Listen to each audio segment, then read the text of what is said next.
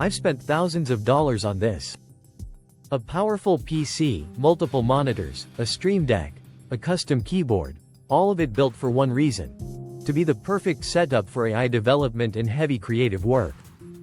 But the tech world, and especially Apple, keeps telling me that this entire, expensive setup could be replaced by this. They say that with the new M-series iPads, you can finally ditch your desktop, even for hardcore workloads like AI. But is that just clever marketing? I'm putting it to the test. For the next week, this iPad is my only computer. I'm going to do my actual, day-to-day AI work on it. Can a tablet really step up and become a powerful AI desktop? Or is this whole idea a fantasy? Let's find out. Look, we all want the dream, right? One device that does everything. A machine that's ultra-portable, completely silent, has a beautiful touchscreen, and can handle everything from editing video to coding and running machine learning models. Apple's M-series chips have made iPads insanely powerful. The M4 chip, for example, has a neural engine that Apple claims can hit up to 38 trillion operations per second. In theory, the hardware is ready for the AI revolution. But theory and reality are often two very different things. So, this experiment is about cutting through the hype. Is the future of AI-powered work really a sleek pane of glass, or are we still years away? To get a real answer, I'm not just browsing the web. I'm throwing my professional workflow at it, coding in Python, running AI models, and pushing this thing until it either flies or falls flat on its face. Section 1. To set up my tools for the experiment to give this a fair shot, I'm using the 13-inch iPad Pro with the M4 chip. This is a critical piece of the puzzle. With its M4 neural engine, Apple claims it can outpace many AI PCs on the market today, and it's built specifically for on-device AI tasks. To make it feel like a real desktop, I paired it with the Magic Keyboard and the Apple Pencil Pro. But hardware is only half the story. The real test is the software, because iPad OS is not a desktop OS. So, I'm tackling this in 3 ways. First, I'm exploring the native iPad OS world. This means using AI-powered apps from the App Store, like Final Cut Pro with its slick AI scene removal mask, and other creative tools that use the M4 for on-device machine learning. I'll also be trying apps designed to run local AI models, like Private LLM, which let you run smaller models like some versions of Llama right on the iPad. Second, for the jobs that are flat-out impossible to do natively, I'll be using remote desktop apps. I'll use tools like TeamViewer and Microsoft Remote Desktop to beam my powerful Windows PC onto the iPad screen. This basically turns the iPad into a beautiful, lightweight terminal for my beastly desktop, giving me access to my complex Python environments and GPU-hungry AI tools. The real question here is all about the lag and whether it's actually usable. Third, and this is where things get a little crazy, I'm going to try to build a true, on-device desktop environment using an emulator. An incredible app called UTM makes it possible to run other operating systems like Linux or even Windows directly on the iPad. The promise? A completely self-contained AI workstation. The risk? The performance, which has to rely on slower emulation instead of true virtualization, might be too painful to use. The stage is set. Let's see what this thing can actually do. Section 2. The experiment: the good, the bad, and the frustrating. Part 1. The native experience: a deceptive honeymoon. I have to admit, my first couple of days felt like magic. I stuck to doing things the iPad is designed for. Editing 4K video in Final Cut Pro was incredibly smooth. The new AI masking feature, where you can just tap to remove a background, felt like a glimpse into the future. It was instant, intuitive, and the M4 chip handled it without breaking a sweat. I also jumped into native AI apps. Using an app called Private LLM, I downloaded and ran a quantized, multi-billion parameter language model right on the device.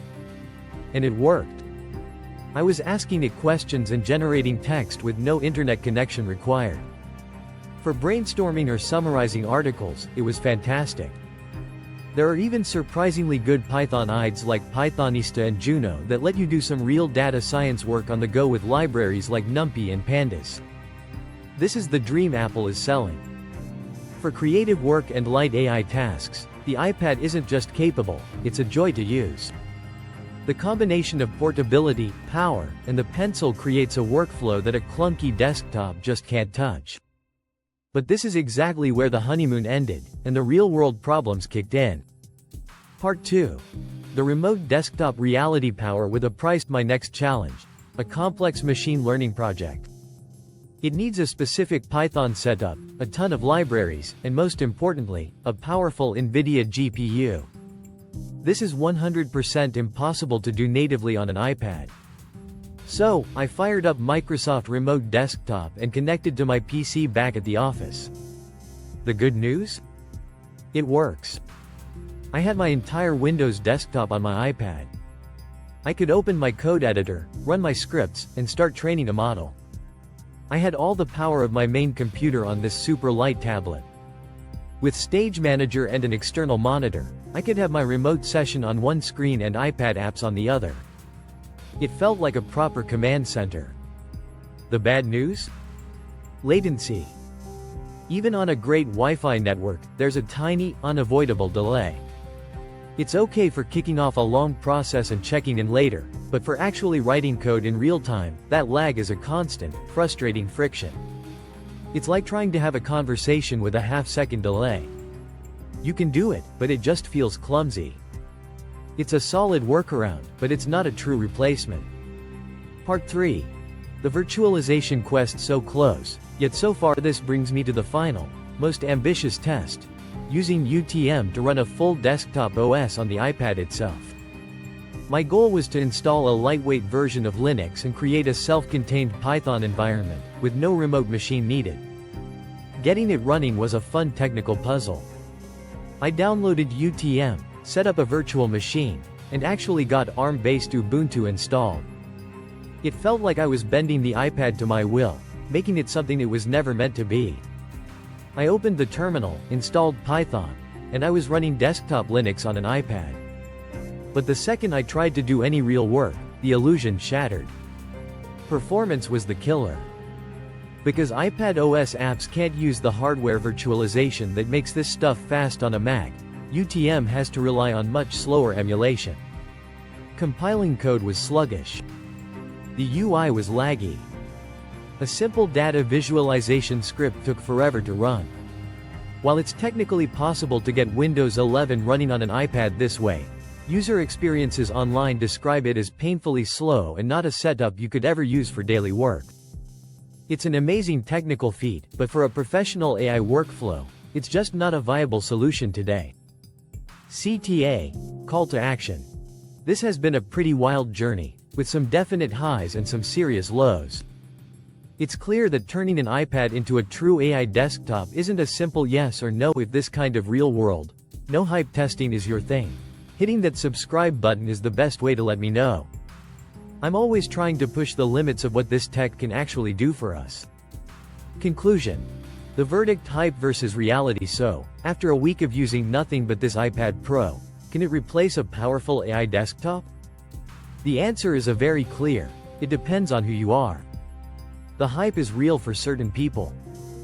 For AI-enhanced creative work, video editing, design, music, and using all the new smart apps, the iPad Pro with M4 is an absolute monster. The performance is incredible, and the native tools are fantastic.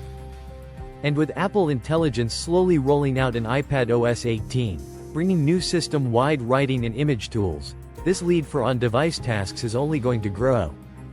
However, the moment your job requires the power and flexibility of a traditional desktop, for serious coding, heavy-duty compiling, managing complex files, or training large AI models, the reality is that the iPad is a companion, not a replacement. Using it as a remote desktop is a functional but compromised solution. And while on-device virtualization through UTM is a fascinating peek into what could be, the performance makes it a hobbyist's toy, not a professional's tool. The limitation isn't the M4 chip anymore, it's iPad OS. It's a phenomenal tablet operating system, but it is not a desktop operating system. That distinction is everything. The final recommendation. So, who is this for? If you are a creative professional, a video editor, artist, or designer using AI tools inside your apps, then yes, the iPad Pro could absolutely be your main computer. The experience is polished, powerful, and in many ways, better than a desktop. If you are an AI developer, data scientist, or researcher, the answer is a hard no. You cannot replace your main PC or Mac. But the iPad Pro is probably the best portable client for your work.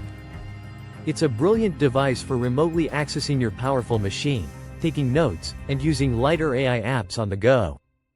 If you are a student or tech enthusiast, the iPad is an exciting, if sometimes frustrating, playground. You can learn to code, experiment with small local AI models, and really push the boundaries of what a tablet can be. Just be ready to embrace workarounds. Ultimately, the iPad hasn't become the all-in-one AI desktop replacement just yet. It has, however, become an incredibly powerful window to one, and a world-class machine for a specific, and growing, set of AI-powered creative tasks. The future isn't quite here, but for the first time, it feels genuinely close. Smash the like button, subscribe, and turn on notifications for more tech challenges, future experiments, and real talk from TechWave 65.